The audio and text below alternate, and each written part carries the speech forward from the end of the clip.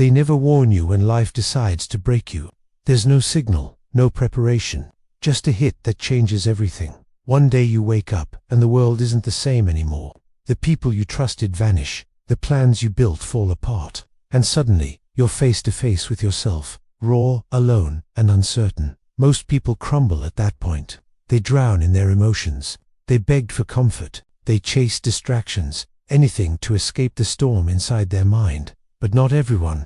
A few, the ones who rise from chaos, see pain differently. They see it as a teacher, a mirror, a test. Because when life breaks you, it's not punishment. It's a presentation. It's life asking, what will you do now? And your answer determines everything that follows. This isn't a story about motivation. This is a manual for control, for mental dominance, for turning emotional pain into power. Machiavelli once wrote that strength isn't found in peace, but in control.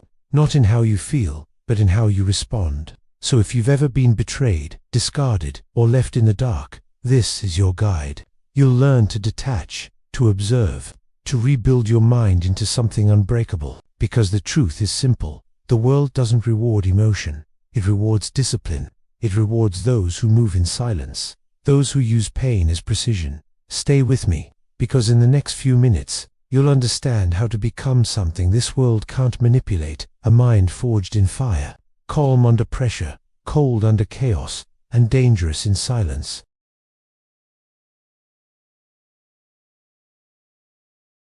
When most people are hurt, they search for comfort. They look for distraction. They run to noise, food, friends, anything that dulls the sting.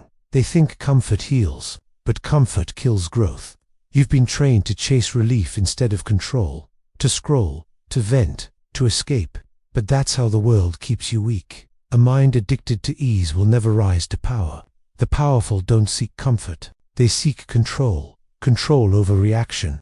Control over emotion. Control over thought. That's where true strength begins. Not in how much you feel, but in how much you manage.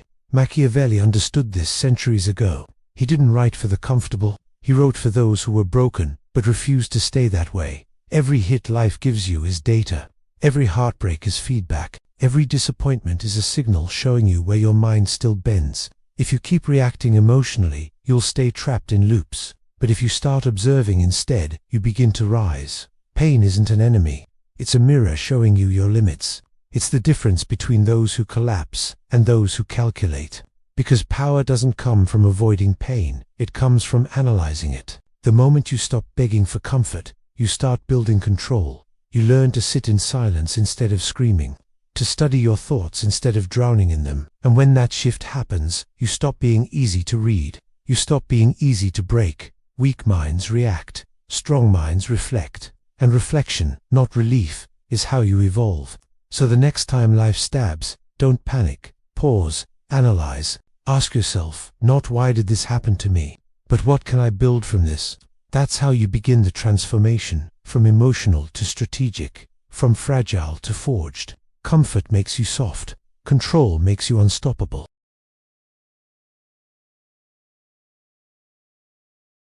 You were never weak because life hurt you. You became weak because you let emotion rule your judgment. The moment you let feelings decide your actions, you handed over your power.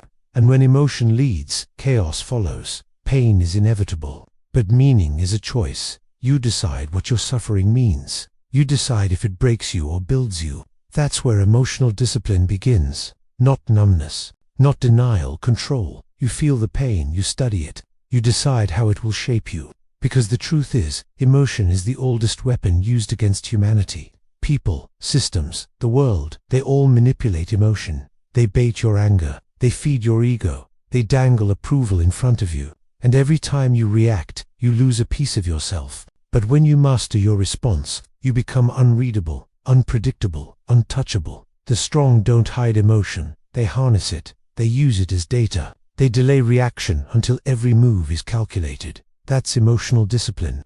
You feel deeply, but you don't move foolishly. You sense pain, but you act with precision. The world expects you to lash out, to prove, to defend.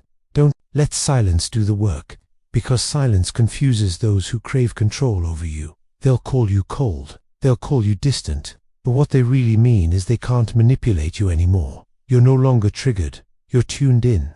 You're watching the game play out while everyone else is playing pieces. Every time you don't react, you're training your mind. Every time you choose stillness, you're building strength. Because control is built in moments of temptation. The temptation to explode, to explain, to prove. When you stop reacting, you stop bleeding power. You stop feeding chaos. You start seeing everything clearly. That S when you understand what Machiavelli meant, that it's safer to be feared than loved. Because love can blind you, but fear keeps people careful. And the only way to earn that kind of respect isn't through emotion, it's through composure. So practice the pause. When they provoke, don't respond. When they lie, don't explain. When they doubt, don't argue. Just observe. Because your calm presence is more dangerous than any emotional outburst could ever be. You don't need to yell to be powerful. You don't need to react to prove strength. You just need to be silent, sharp, and strategic. That's emotional discipline, the first weapon of an unbreakable mind.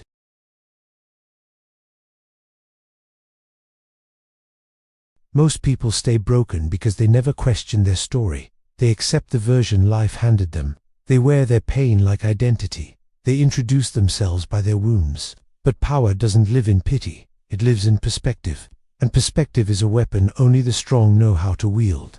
You are not your suffering. You are not your losses. You are not what they did to you. You are what you do next. That's how power begins, when you stop repeating the story and start rewriting it.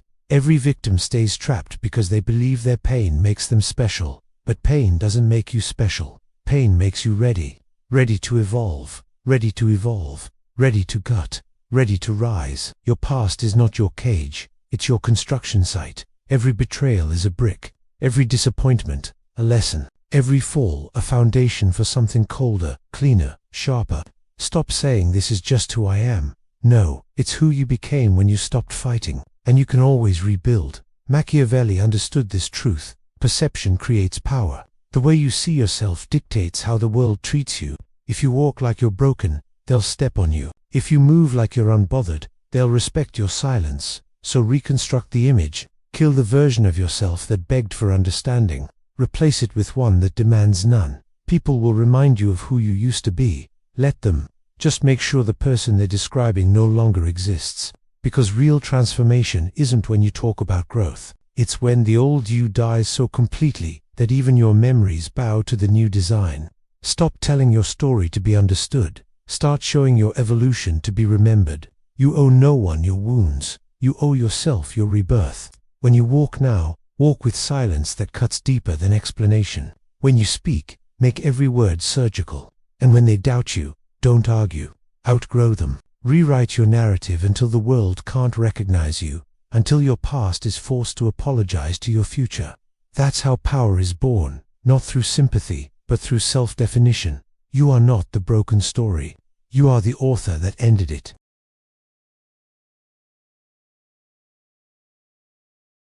Attachment is the most silent killer of power. It starts soft. It feels warm. It disguises itself as loyalty, love, or care. But underneath, it's a chain. You attach to people who no longer serve your path. You attach to outcomes that aren't meant for you. You attach to an image of yourself that's already expired. And every attachment costs you focus.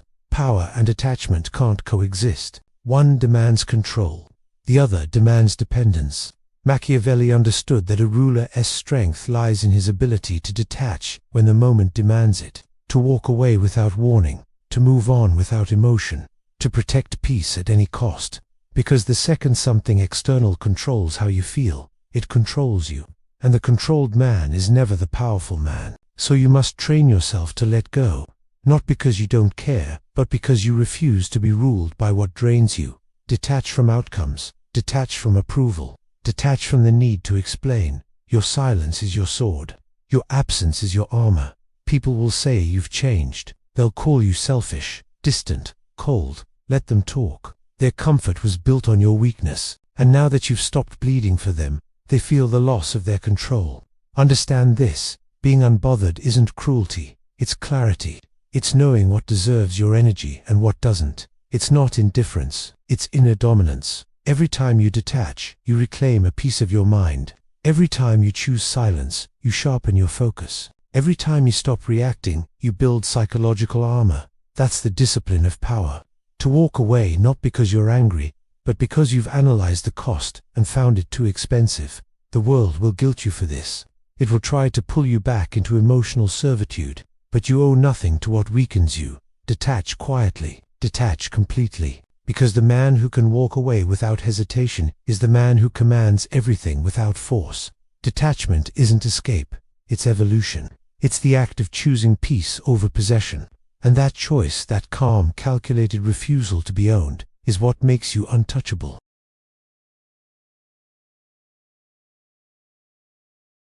Most people fear being alone. They think silence is punishment. They think solitude means something's wrong with them.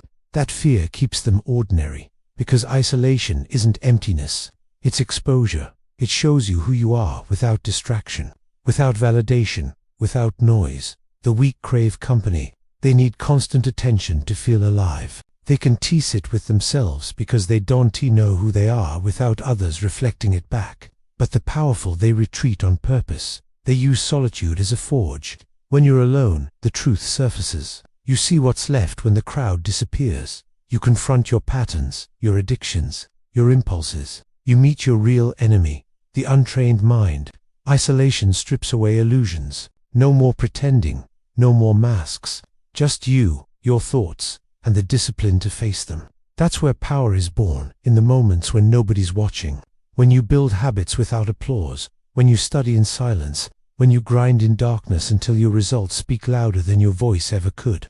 Machiavelli wrote that a prince should never depend on others for his stability. Dependence breeds vulnerability. Isolation breeds independence. It teaches you to rely on nothing external. No approval, no reassurance, no applause. And once you taste that kind of self-sufficiency, you never crave validation again, because you've built your power from silence, not noise. The world will misunderstand you. They'll call you distant.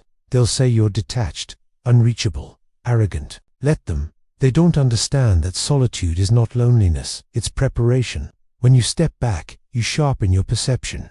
You start to notice what others miss, patterns, intentions, energy. You learn to see through words and into motives. And that's what makes isolation dangerous. It gives you vision. You begin to move differently. You speak less. You listen more. You plan, not react. You build, not beg. Solitude doesn't weaken you, it seasons you. Every hour alone is another layer of strength. Every quiet night is another page in your blueprint. Because while everyone else hides from their loneliness, you're using it to sculpt your empire. So when they ask where you've been, tell them simply, I've been building where silence lives.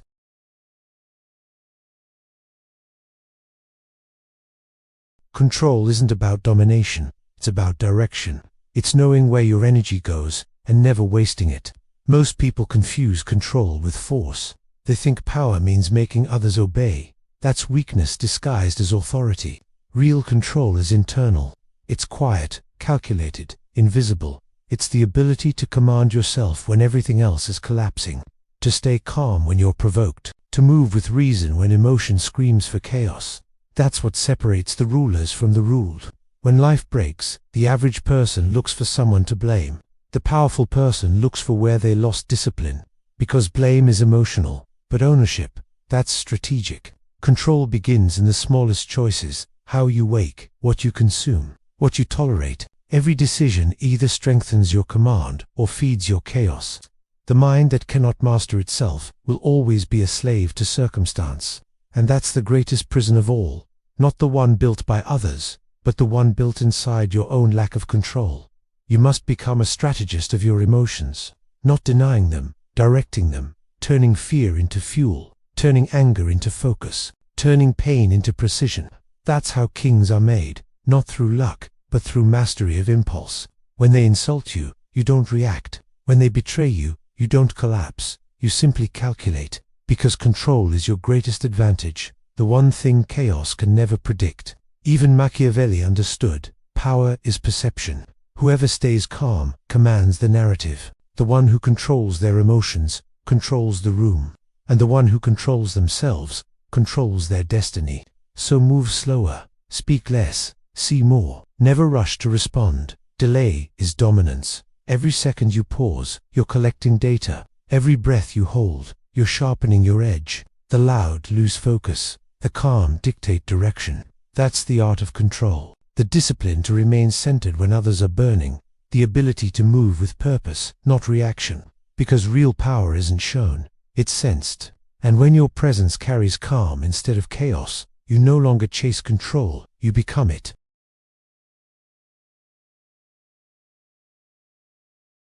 By now, you've seen what life really is. Not fair, not kind, not predictable. Just real, raw, and indifferent. It doesn't care about your pain. It doesn't wait for your healing. It keeps moving, testing, reshaping. And if you want to survive it, you can't beg for mercy. You must build mastery. That's what this journey was about. Not to make you emotionless, but to make you unshakable. You learned that comfort is the enemy. That emotion, when undisciplined, becomes a weapon against you. That detachment isn't coldness, it's control. That isolation isn't punishment, it's preparation. And that real power isn't in domination, it's in direction. You've been broken before, everyone has. But breaking isn't the end. It's the fire that forges the shape of who you truly are. Weak minds look at pain and see defeat. Strong minds look at pain and see information. Every hit, every betrayal, every silence, it all teaches. If you know how to listen, you were never meant to stay soft. You were meant to evolve. And evolution demands sacrifice, comfort, approval, attachments, illusions. Machiavelli understood that the strong don't wait for peace. They create it. They don't demand loyalty. They command it through presence, through consistency, through control. And now you understand it too. The world can't manipulate a man who doesn't react. It can't hurt someone who's already faced himself. It can't own the mind that's learned how to let go. That's what it means to be unbreakable. Not to avoid pain, but to absorb it and transform it into power. Your silence will speak louder than your explanations. Your detachment will move stronger than your anger. Your composure will become your weapon. So from here on, move like a strategist. Listen more, speak less, act with reason, not emotion. Build without broadcasting. Protect your energy like currency. And when life strikes again, because it will, don't crumble. Observe, adapt, return stronger, calmer, sharper. Because the truth is simple. The world doesn't respect the loud. It respects the disciplined. And once your mind becomes untouchable, no storm can move you. You've seen chaos. You've studied pain. Now you control it. That is the birth of an unbreakable mind.